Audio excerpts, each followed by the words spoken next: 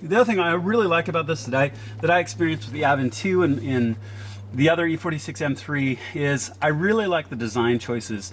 The button styles, the font on the buttons and the like, look OEM. I had people who thought that the Avon 2 and the other E46 M3 was original. They were like, 2004 had an Android system in it? No, not exactly. Okay, so we've got our USB cables that are run over to the glove box. We've got our vent installed here.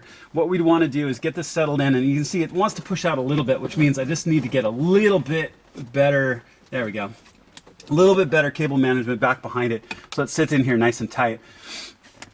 There, and the screws will secure it down as well. So I'll want to put this in, put the vent back in, secure it down with the screws, get this all reinstalled.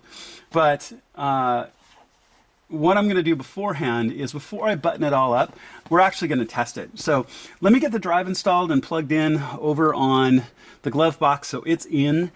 And I'm going to do that step. Then we're going to come back, we'll power the car up, make sure that everything is working, we've got sound, we've got everything else, and it's working great. Okay, so everything's plugged in and good to go. It's all installed. If you said to yourself, hey, you forgot the SIM adapter, you're right. I did forget that. It was sitting here in my center console. So I pulled the display back out, plugged it back in. I'm not actually going to put a SIM card in this car, but I installed it anyway and then just slid it all back into place, made sure all my cables were back in place. So at this point, we're completely plugged in and ready to go. So let's go ahead and power the system up and we'll walk through this. Get to hear the car beeping a little bit.